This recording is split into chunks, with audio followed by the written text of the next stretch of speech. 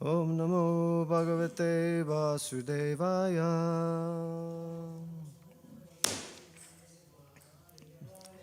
Om Namo Bhagavate Vasudevaya.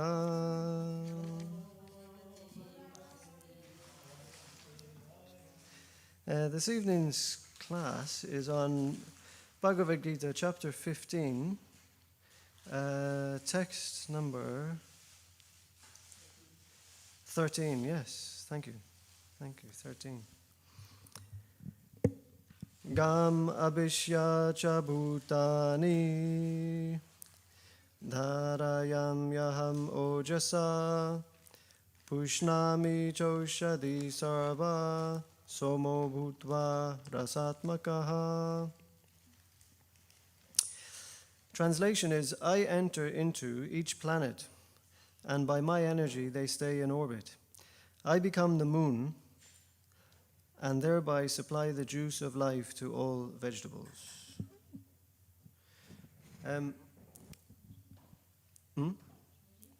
Oh yeah, you can read, yeah. You'd like to read? Text 13, yeah.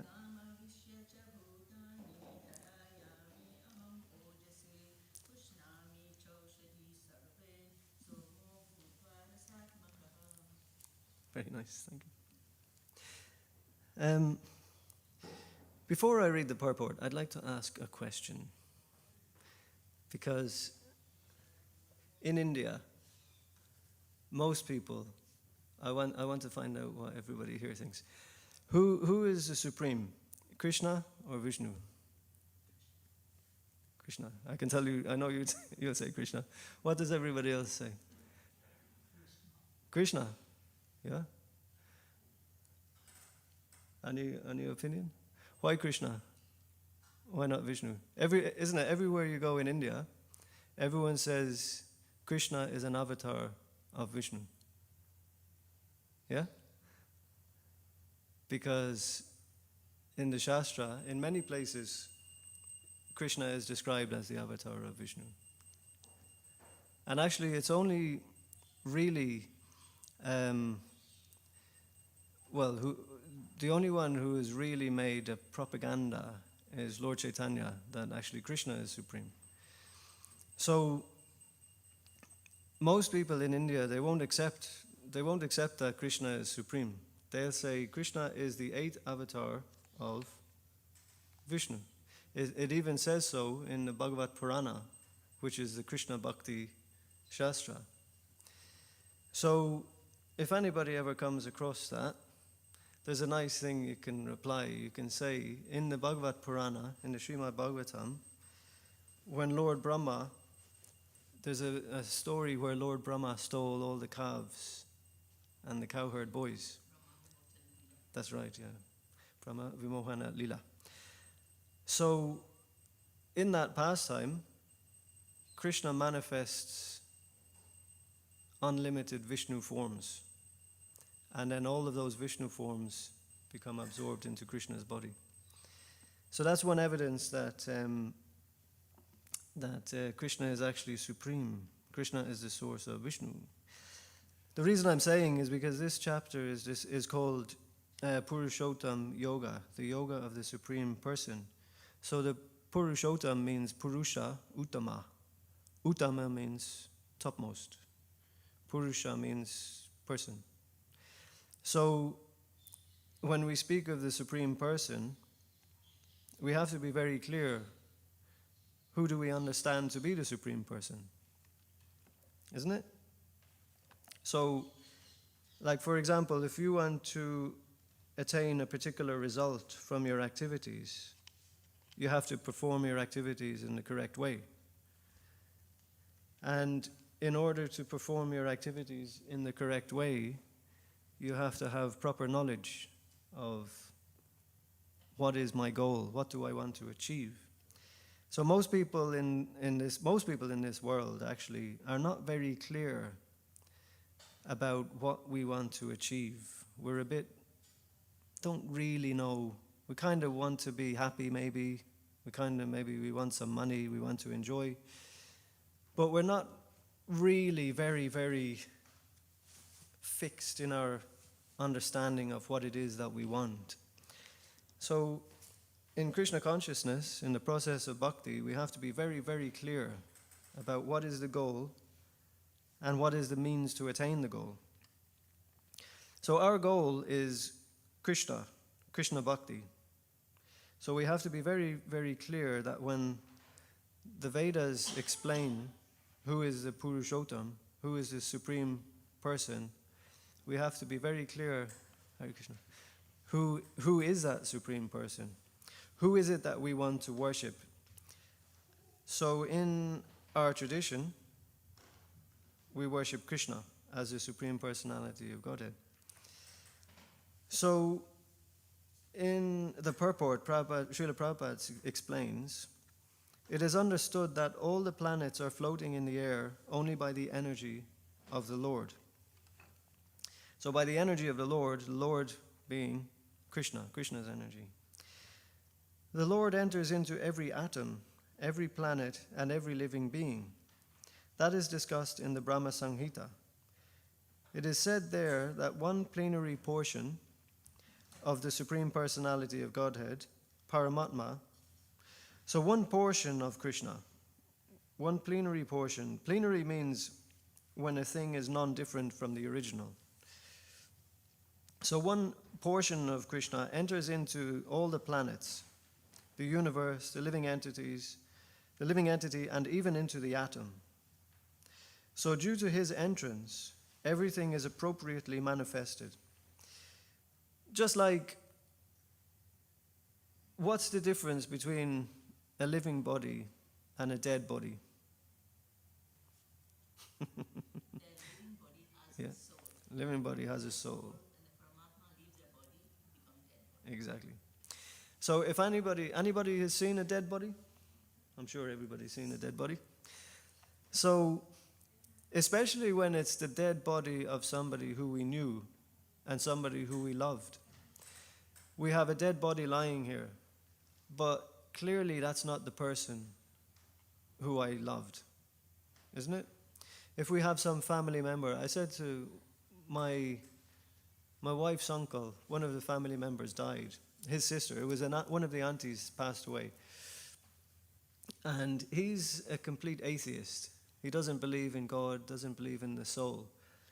But when his sister's body was lying in the coffin in the living room, they bring the body to the living room and they do puja before they take to the crematorium. So I said to him, is that your sister? Is that the little girl you used to play with when you were young, and then as you grew up you had all these relationships with? Is that person who you love so much? That thing lying there in the coffin? And he had to say, no, that's not my sister, because that's simply a dead body. So even an atheist, when it's somebody that he loves, he has to admit that no, that the body is not the person. Something was inside, and we call by different names. We call the soul, we call Atma, we call by different names, but there's something inside which is living. And when that thing leaves, then the body's simply dead. So on the universal level, Prabhupada is explaining here that when the Paramatma enters into the planets, the universe, the living entity, and even into the atom, then due to his entrance, everything is appropriately manifested. So the only reason that the universe seems alive is because the presence of this thing, this Purushottam we call, this Krishna, the Atma, the spiritual energy. So without the spiritual energy, material energy cannot function. It's simply dead, and it doesn't give any reciprocation. It doesn't give any relationship. It doesn't give any love. It doesn't give any experience even.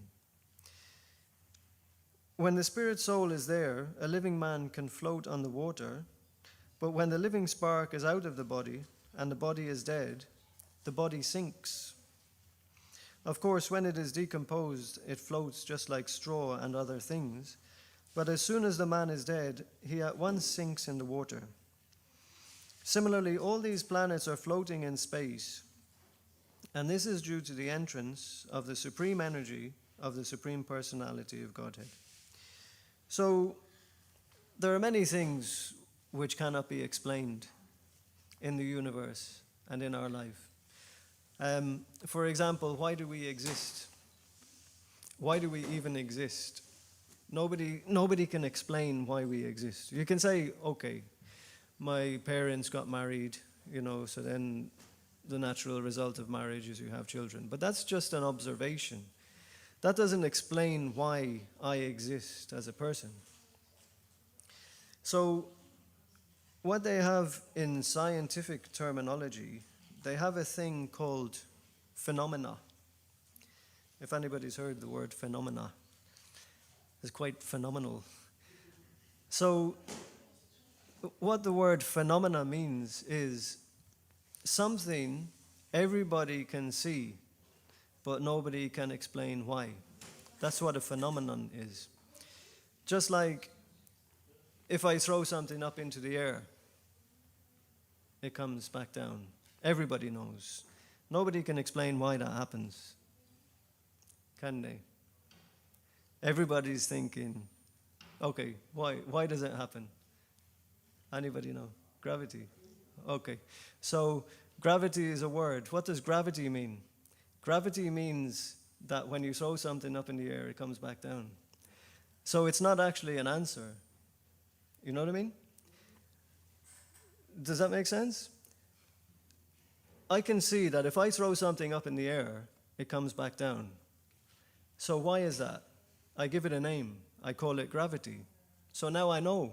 I know why it comes back down. It comes back down because of gravity. But gravity is just a name that I've given to this phenomenon. I don't actually know why it comes back down. Why does gravity exist? There's a mathematical formula where you can calculate the weight of a thing according to gravity because it's related to the size of each object and the distance between each object. And the mathematicians and scientists, they can tell you all about it. They can describe it, but they can't say why. Why do things come together? Who knows? What's the answer? But everybody knows, isn't it? Everybody knows, but nobody knows why. So whatever field of knowledge we deal with, whether it be science or spirituality, we always come up against things which cannot be explained. Like, for example, why is my body changing? When I was born, I was this big. There's photographic evidence of it. And my mom told me I was this big. And then I started to grow, I'm just saying me, but all of us. And our bodies are changing, And when we're young, we want to get old. So we're thinking, yeah, this is good. When we get to a certain age, we don't want to get older. We want it to stop, but it won't stop. So why is it happening? Has anybody got any answer to why this is happening to us? Is there an answer? It's the progress of time, it's old age. These are just words, these are just names that we give to it. But why is it happening? There's no particular reason why it should happen. Like, all the cells in our bodies, they constantly die and become regenerated. I think everybody knows that. So that means constantly we're getting new cells in our bodies all the time. So if we're always getting new, fresh cells in our body, why is our body getting old? Because everything in it is new, isn't it? Like the liver regenerates itself, the skin regenerates itself, the hair grows, and you cut it and it grows again, the nails grow. Everybody knows every part of our body is constantly regenerating itself. So if all the parts are new, why is the body getting old? Because if you have a broom is made up of a handle and a broom head. So if I change the handle to a new handle and I change the head to a new head, that's a new broom. It's not an old broom, it's a new broom. So why is my body getting old? Nobody can explain why. Srila Prabhupada used to talk about these, there's a branch of science called gerontology, which deals with old age and trying to stop old age. And interestingly enough, jara means old age in Sanskrit. So gerontology, and there's a guy on YouTube, he's a gerontologist, and he was giving a presentation all about gerontology, how to stop the progress of old age. And this guy is hunched over, he's all full of wrinkles, he's bald, he's an old man, and he's sitting there giving a lecture about how to stop the progress of old age. So nobody knows why this is happening, and nobody can do anything about it. But in actuality, the reason it's happening is because Srila Prabhupada says that all the planets are floating in space, and this is due to the entrance of the supreme energy of the Supreme Personality of Godhead. His energy is sustaining each planet just like a handful of dust. So there is a Purushottama, a supreme person, who is in control of everything that goes on in the universe. That's the only answer. Because every living entity in the universe is conscious. The consciousness comes from somewhere. The source of that consciousness is the supreme consciousness. And that supreme consciousness has sufficient energy to maintain and support every aspect of the material and the spiritual worlds. That's the philosophy which Krishna is giving in the Bhagavad Gita. So we can accept it or not accept it. It's our choice. But if we don't accept it, then it's going to be a bit of a struggle to explain why things happen.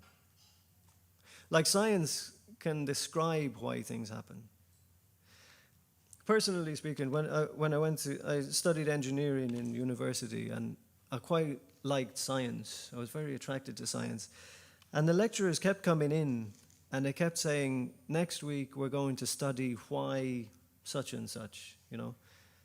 Next week we're going to study why something else. I was like, oh wow, brilliant.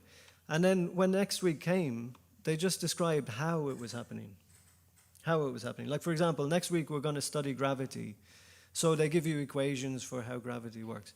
They don't say why gravity works. So after some time, they kept saying, we're going to explain why. And I kept thinking, nobody's actually telling why. They're only saying how. And how is brilliant because you can build airplanes and skyscrapers and bridges, and it's amazing the things that can be done by understanding how. But I'd like to know why. But they don't know why. That's the bottom line is they don't know why. So in Krishna consciousness, we deal with why. The big question is why, not how, why. And the simple answer why is because Krishna, that's why. Because Krishna is the source of all manifold energies, multifarious energies. Krishna is the source. And there are certain things which you cannot describe, you just have to experience. Like, can anybody describe what is it like to taste an apple without referring to any other type of taste? Let's say somebody's never tasted anything. Or let's say somebody's blind, and you have to explain to them the color blue as opposed to the color red. For somebody who can see, it's easy. That's blue, that's red, no problem. But for somebody who's blind, they can't understand. So Krishna consciousness is like that. The why means if we develop love for Krishna, then the why becomes apparent. Everything becomes apparent. And the reason is described that in the Bhagavad Gita, the reason is described that it's like we're in a dark room and then somebody switches a light on and everything can be seen clearly. So our process in Krishna consciousness, in ISKCON, is first to understand what is the goal, and then to understand the process to achieve the goal, and then apply ourselves to that process. So the first thing is to recognize I exist, and that there's no way for anybody in this world to explain to me why I exist. The only explanation can come from somebody who's beyond this world. So therefore, the first port of call is to seek out a self-realized guru, a bona fide, genuine guru who can explain all the spiritual truths to us. And then, after having explained, he will give a process. And the process in this age is open for everybody, that we chant Hare Krishna, Krishna Krishna, Hare Hare, Hare Rama, Rama Rama, Hare Hare. But that chanting must be done under the guidance of a genuine guru. And the mantra must be received. Even though it's an open mantra for everybody, it still must be received from a genuine guru in order to have proper effect. So, in the Vedic literature, that I'm sure everybody's familiar with, it gives the instruction that in the human form of life, you must approach a bona fide spiritual master. You must use your intelligence and your independence and your free will to make the choice that I want to know what is my position, and I want to seek out this genuine guru. And Krishna is in the heart. Krishna assists all of us in our endeavors. And step by step, we can find ourselves breaking free from the bonds of material suffering and attaining to our actual position, which is Krishna Bhakti, Krishna Prema. Srila Prabhupada Ki Jai.